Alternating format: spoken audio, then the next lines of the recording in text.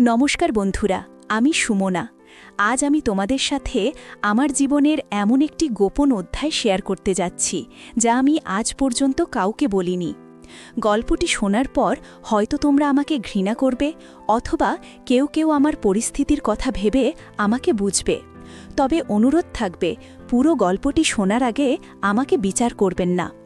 আর হ্যাঁ, আমার এই জীবনের গল্পটি যদি তোমাদের মনে একটুও নাড়া দেয়, তবে অবশ্যই আমাদের চ্যানেলটি সাবস্ক্রাইব করে পাশে থাকবে। চলো শুরু করা যাক আমার সেই নিষিদ্ধ রাতের গল্প। আমার বয়স তখন ৩২, বিয়ের বয়স প্রায় ৭ বছর। আমার স্বামী রাশেদ একজন ব্যস্ত ব্যবসায়ী। টাকার কোনো অভাব আমাদের সংসারে ছিল না, কিন্তু অভাব ছিল সময়ের। রাশেদ সকালে বেরিয়ে যেত আর ফিরত অনেক রাতে। ক্লান্ত শরীরে ও যখন বিছানায় আসত, তখন আমার দিকে তাকানোর মতো শক্তি বা ইচ্ছে কোনোটাই ওর অবশিষ্ট থাকত না। একটা সময় ছিল যখন আমি সাজগোজ করতাম ওর জন্য, অপেক্ষা করতাম একটু রোমান্টিক সময়ের।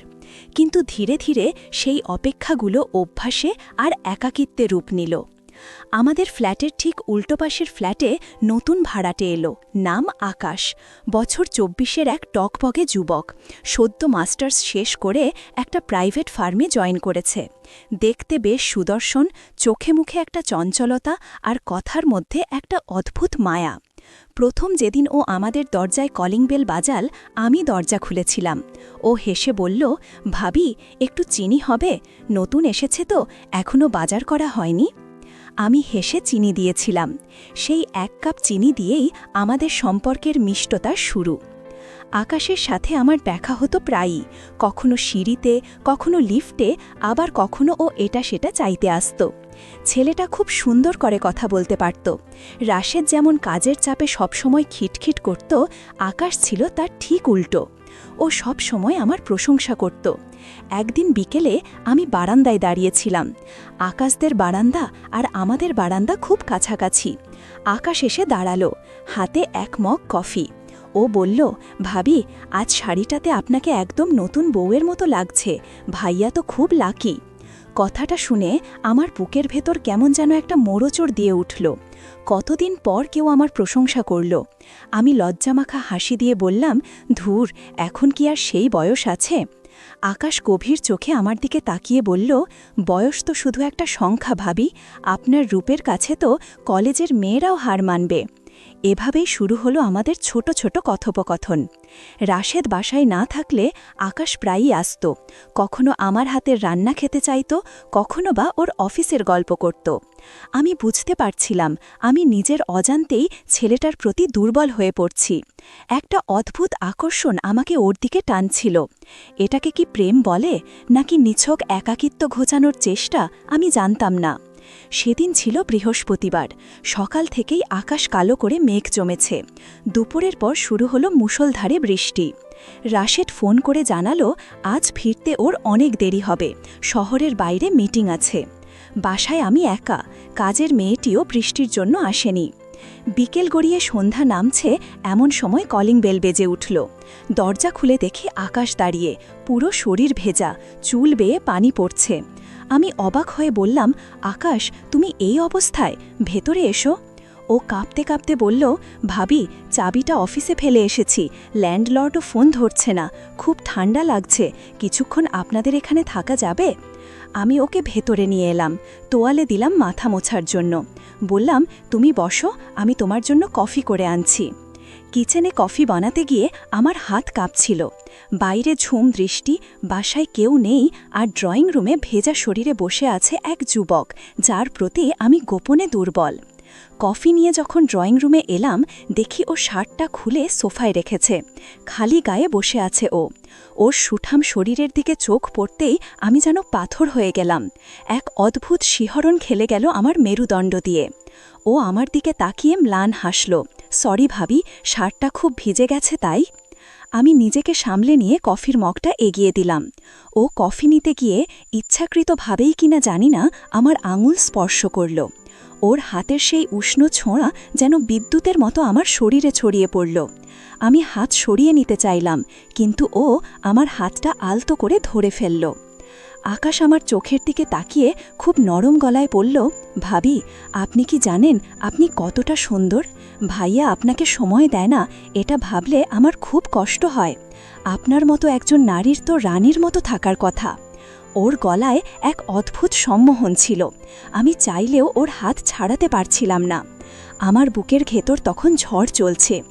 একদিকে সামাজিক নিয়ম, অন্যদিকে দীর্ঘদিনের জমে থাকা অতৃপ্ত ইচ্ছে। আমি নিচু গলায় বললাম, আকাশ, এসব বলো না, এটা ঠিক না। আকাশ সোফা থেকে উঠে আমার একদম কাছে এসে বাড়ালো। আমার কানের কাছে মুখ এনে ফিসফিস করে বলল, কেন ঠিক না ভাবি? ভালোবাসা কি ভুল হতে পারে? আমি জানি আপনিও সুখী নন। আপনার চোখের একাকিত্ব আমি রোজ দেখি। আমাকে একবার সুযোগ দিন আপনার এই একাকিত্ব দূর করার। ওর নিঃশ্বাসের গরম হাওয়া আমার ঘাড়ে লাগছিল। আমার শরীর যেন অবশ হয়ে আসছিল। ও আস্তে আস্তে আমার কোমরে হাত রাখল। আমি বাধা দেওয়ার চেষ্টা করলাম, কিন্তু সেই বাধা ছিল খুবই দুর্বল। ও আমাকে নিজের দিকে আরেকটু টেনে নিল। আমাদের শরীরের মাঝখানের দূরত্বটুকু ঘুচে গেল। আমি অনুভব করছিলাম ওর বুকের ধুকপোকানি, আর আমার নিজের হৃৎপিণ্ড যেন গলার কাছে উঠে আসছে। বাইরে তখনও অঝরে বৃষ্টি। ঘরের আলো আধারিতে আকাশ আমার চিবুকটা ওর হাত দিয়ে তুলে ধরল। ওর চোখে তখন আদিম এক নেশা। ও বলল, সুমনা, আজ আর নিজেকে আটকে রেখো না। আমরা কেউ জানব না, শুধু তুমি আর আমি। আমার নাম ধরে ডাকার সাথে সাথেই আমার ভেতরের সব প্রতিরোধ ভেঙে গেল। ও যখন ওর ঠোঁট আমার গলার কাছে নিয়ে এলো, আমি আমার চোখ বন্ধ করে ফেললাম। আমার হাত দুটো অজান্তেই ওর পিঠের ওপর চলে গেল। ও আমাকে পাজাকোলা করে বেডরুমের দিকে নিয়ে গেল। বিছানায় আমাকে শুইয়ে দিয়ে ও আমার ওপর ঝুঁকে এলো। ওর উত্তপ্ত শরীর আমার শরীরের সাথে মিশে একাকার হয়ে যাচ্ছিল। ও আমার শাড়ির আঁচলটা সরিয়ে দিয়ে যখন আমার বুকে মুখ রাখল, আমার মুখ দিয়ে এক অস্ফুট গোঙানি বেরিয়ে এলো। ওর স্পর্শে আমার শরীর যেন মোমের মতো গলে যাচ্ছিল। ও আমার ঠোঁট দুটো নিজের দখলে নিয়ে নিল। সেই মুহূর্তে আমি ভুলে গিয়েছিলাম আমি কার স্ত্রী, ভুলে গিয়েছিলাম সমাজ সংসার। শুধু মনে ছিল এই মুহূর্তে আমি একজন নারী, আর আমার সামনে এক পুরুষ যে আমাকে গভীরভাবে চাইছে। ও খুব যত্ন করে, খুব আদর দিয়ে আমার শরীরের প্রতিটি ভাঁজে ওর ভালোবাসা এঁকে দিচ্ছিল। ওর হাত যখন আমার শরীরের স্পর্শকাতর জায়গাগুলো ছুঁয়ে যাচ্ছিল, আমি উত্তেজনায় খামছে ধরছিলাম ওর পিঠ। ওর পৌরুষদীপ্ত ছোঁয়া আমাকে নিয়ে যাচ্ছিল এক অন্য জগতে, যেখানে কোনো পাপ নেই, আছে শুধু সুখ। আমরা দুজন হারিয়ে গেলাম এক নিষিদ্ধ ভালোবাসার সাগরে। সেদিন রাতে যখন রাশেদ ফিরল, তখন আকাশ চলে গেছে। আমি শাওয়ার নিয়ে বিছানায় শুয়েছিলাম। রাশেদ পাশে শুয়ে ঘুমিয়ে পড়ল, কিন্তু আমার চোখে ঘুম ছিল না। আমার শরীরে তখনও লেগে আছে আকাশের স্পর্শের গন্ধ। মনের ভেতর এক তীব্র অপরাধবোধ, আবার একই সাথে এক অদ্ভুত তৃপ্তি। আমি জানতাম আমি একটা ভুল পথে পা বাড়িয়েছি, একটা ফাঁদে পা দিয়েছি, যেটা আকাশ তৈরি করেছিল ওর মায়া দিয়ে। কিন্তু সেই ফাঁদ থেকে বের হওয়ার ইচ্ছে আমার ছিল না।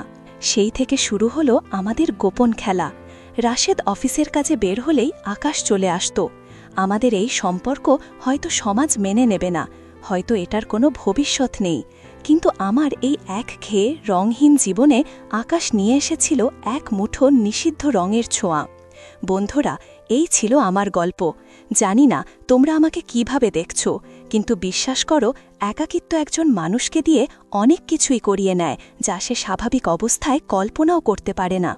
গল্পটি ভালো লাগলে লাইক দিও আর কমেন্টে জানিও তোমাদের মতামত।